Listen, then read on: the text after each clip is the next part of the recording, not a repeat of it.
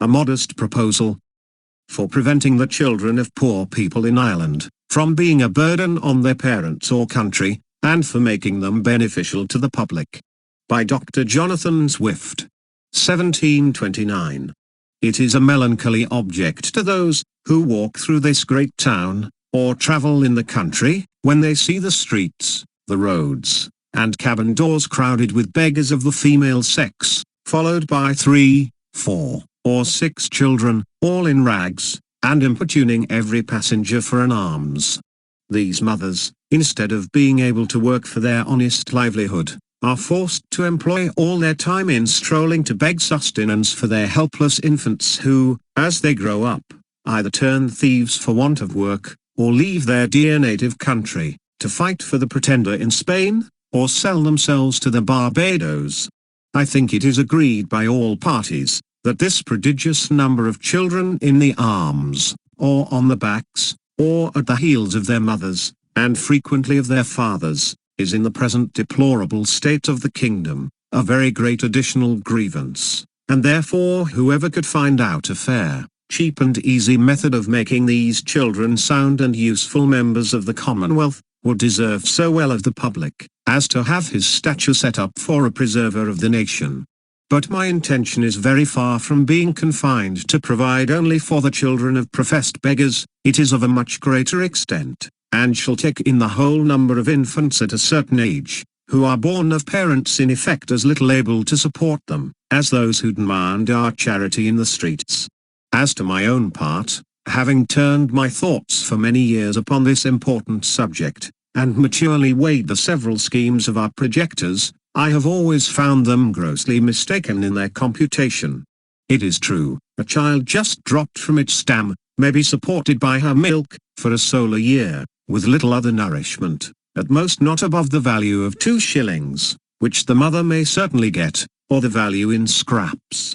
by her lawful occupation of begging, and it is exactly at 1 year old that I propose to provide for them in such a manner, as, instead of being a charge upon their parents, or the parish, or wanting food and raiment for the rest of their lives, they shall, on the contrary, contribute to the feeding, and partly to the clothing of many thousands. There is likewise another great advantage in my scheme, that it will prevent those voluntary abortions, and that horrid practice of women murdering their bastard children, alas,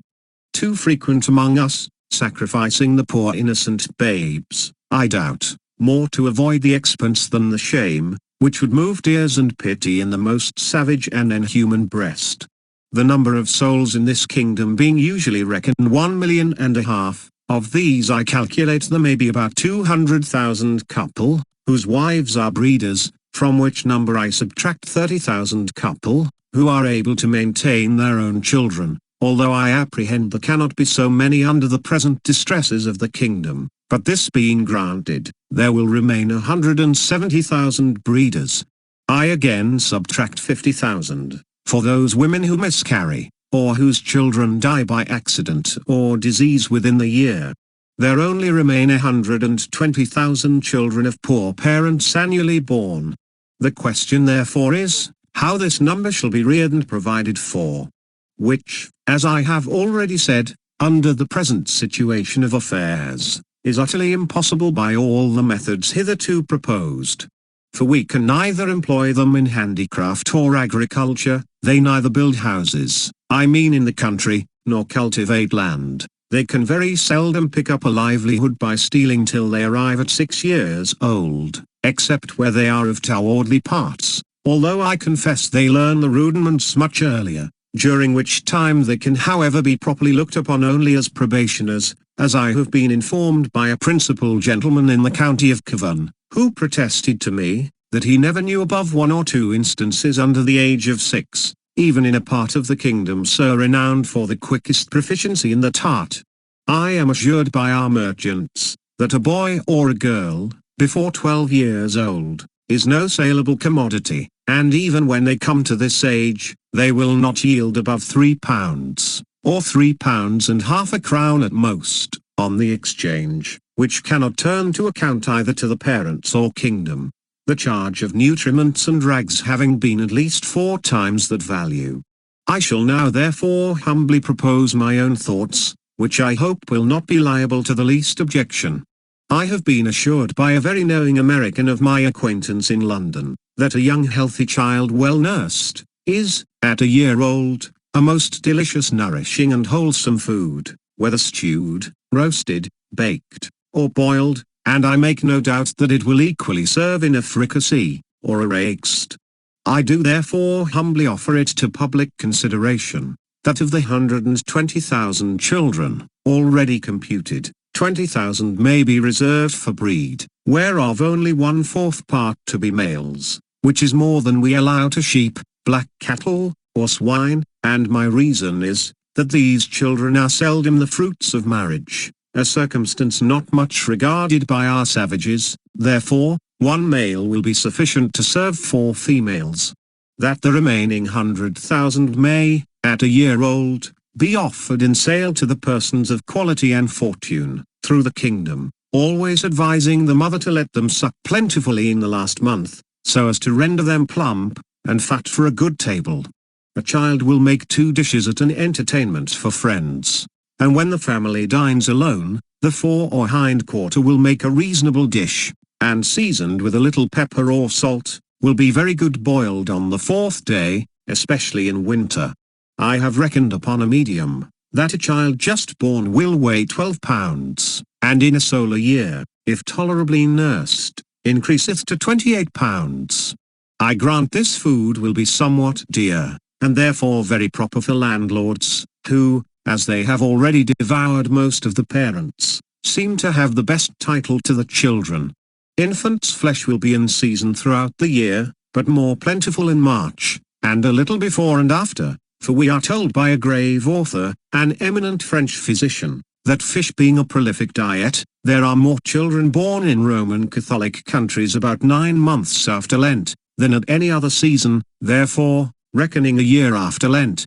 the markets will be more glutted than usual, because the number of popish infants is at least 3 to 1 in this kingdom, and therefore it will have one other collateral advantage, by lessening the number of papists among us. I have already computed the charge of nursing a beggar's child, in which list I reckon all cottagers, labourers, and 4/5 of the farmers, to be about 2 shillings per annum, rags included, and I believe no gentleman would repine to give 10 shillings for the carcass of a good fat child, which, as I have said, will make 4 dishes of excellent nutritive meat, when he hath only some particular friend, or his own family to dine with him. Thus the squire will learn to be a good landlord, and grow popular among his tenants, the mother will have 8 shillings neat profit, and be fit for work till she produces another child. Those who are more thrifty, as I must confess the times require, may flay the carcass, the skin of which, artificially dressed,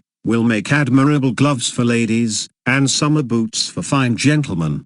As to our city of Dublin, shambles may be appointed for this purpose, in the most convenient parts of it, and butchers we may be assured will not be wanting, although I rather recommend buying the children alive, and dressing them hot from the knife, as we do roasting pigs. A very worthy person, a true lover of his country, and whose virtues I highly esteem, was lately pleased in discoursing on this matter, to offer a refinement upon my scheme. He said, that many gentlemen of this kingdom, having of late destroyed their deer, he conceived that the want of venison might be well supplied by the bodies of young lads and maidens, not exceeding 14 years of age, nor under 12, so great a number of both sexes in every county being now ready to starve for want of work and service, and these to be disposed of by their parents if alive, or otherwise by their nearest relations. But with due deference to so excellent a friend,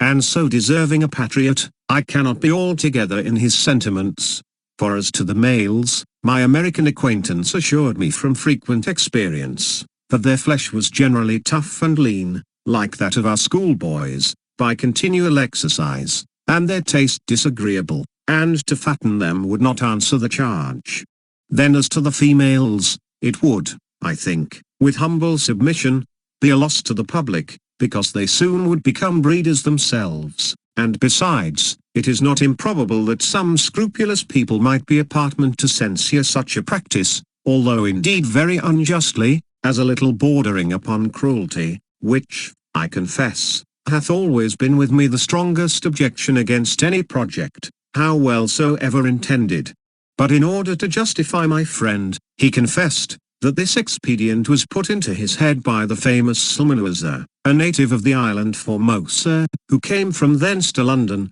above 20 years ago, and in conversation told my friend, that in his country, when any young person happened to be put to death, the executioner sold the carcass to persons of quality, as a prime dainty, and that, in his time, the body of a plump girl of 15, who was crucified for an attempt to poison the emperor, was sold to His Imperial Majesty's Prime Minister of State, and other great mandarins of the court in joints from the gibbet, at 400 crowns.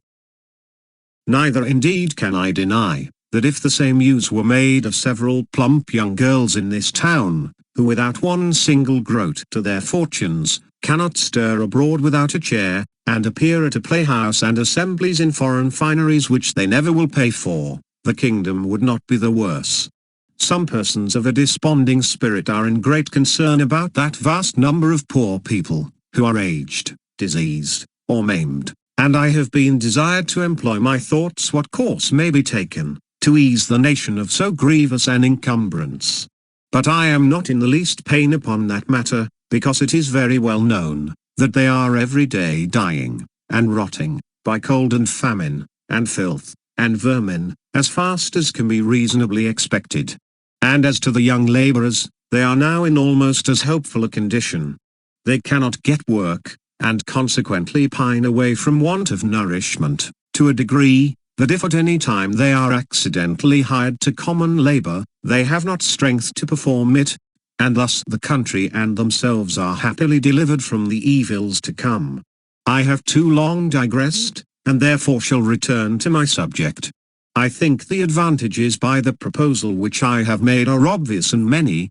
as well as of the highest importance. For first, as I have already observed, it would greatly lessen the number of papists, with whom we are yearly overrun, being the principal breeders of the nation, as well as our most dangerous enemies, and who stay at home on purpose with a design to deliver the kingdom to the pretender, hoping to take their advantage by the absence of so many good Protestants, who have chosen rather to leave their country, than stay at home and pay tithes against their conscience to an episcopal curate. Secondly, the poorer tenants will have something valuable of their own, which by law may be made liable to a distress, and help to pay their landlord's rent, their corn and cattle being already seized, and money a thing unknown.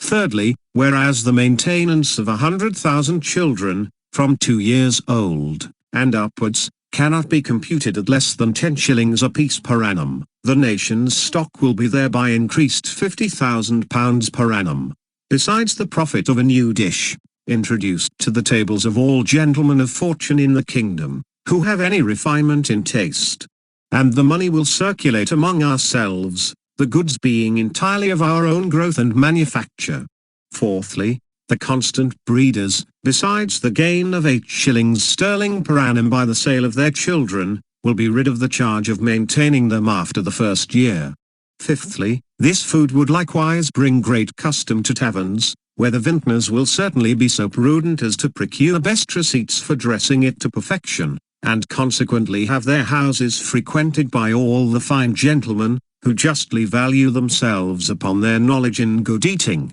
and a skilful cook, who understands how to oblige his guests, will contrive to make it as expensive as they please. Sixthly, this would be a great inducement to marriage, which all wise nations have either encouraged by rewards, or enforced by laws and penalties. It would increase the care and tenderness of mothers towards their children, when they were sure of a settlement for life to the poor babes, provided in some sort by the public, to their annual profit instead of expense. We should soon see an honest emulation among the married women, which of them could bring the fattest child to the market. Men would become as fond of their wives, during the time of their pregnancy, as they are now of their mares in foal, their cows in calf, or sows when they are ready to farrow, nor offer to beat or kick them, as is too frequent a practice, for fear of a miscarriage. Many other advantages might be enumerated. For instance,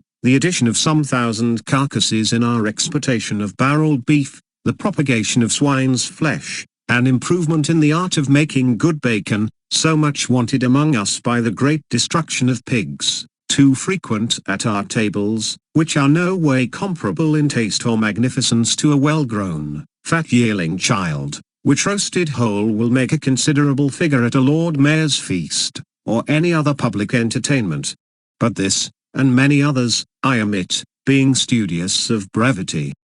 Supposing that 1,000 families in this city would be constant customers for infants' flesh, besides others who might have it at merry meetings, particularly at weddings and christenings, I compute that Dublin would take off annually about 20,000 carcasses,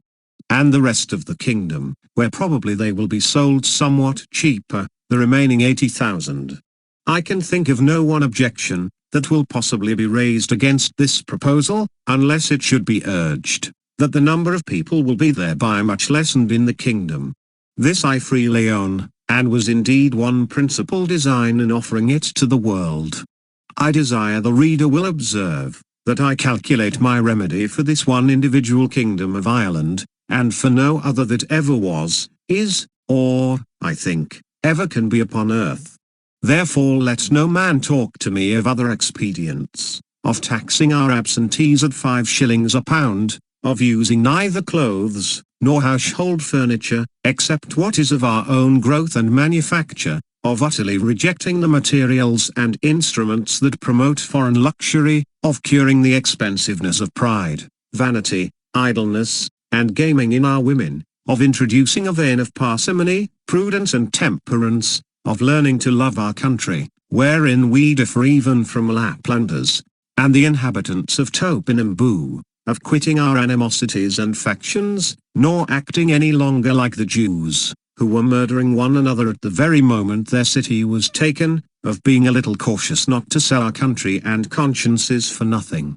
of teaching landlords to have at least one degree of mercy towards their tenants. Lastly, of putting a spirit of honesty, industry, and skill into our shopkeepers, who, if a resolution could now be taken to buy only our native goods, would immediately unite to cheat and exact upon us in the price, the measure, and the goodness, nor could ever yet be brought to make one fair proposal of just dealing, though often and earnestly invited to it. Therefore I repeat, let no man talk to me of these and the like expedients, till he hath at least some glimpse of hope, that there will ever be some hearty and sincere attempt to put them into practice. But, as to myself, having been wearied out for many years with offering vain, idle, visionary thoughts, and at length utterly despairing of success, I fortunately fell upon this proposal, which, as it is wholly new, so it hath something solid and real, of no expense and little trouble,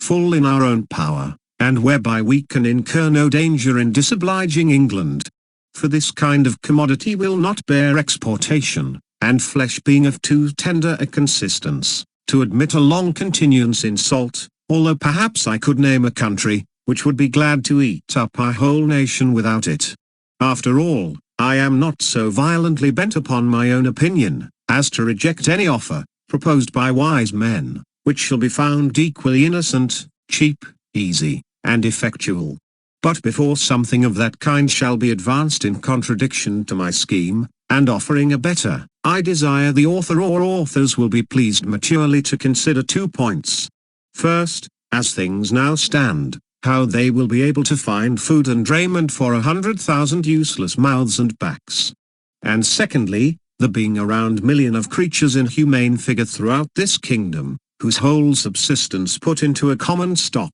would leave them in debt 2,000,000 of pounds sterling, adding those who are beggars by profession, to the bulk of farmers, cottagers and labourers, with their wives and children, who are beggars in effect. I desire those politicians who dislike my overture, and may perhaps be so bold to attempt an answer, that they will first ask the parents of these mortals, whether they would not at this day think it a great happiness to have been sold for food at a year old, in the manner I prescribe, and thereby have avoided such a perpetual scene of misfortunes, as they have since gone through, by the oppression of landlords, the impossibility of paying rent without money or trade, the want of common sustenance, with neither house nor clothes to cover them from the inclemencies of the weather, and the most inevitable prospect of entailing the like, or greater miseries, upon their breed forever. I profess in the sincerity of my heart, that I have not the least personal interest in endeavoring to promote this necessary work, having no other motive than the public good of my country, by advancing our trade, providing for infants, relieving the poor, and giving some pleasure to the rich. I have no children, by which I can propose to get a single penny, the youngest being 9 years old, and my wife past childbearing.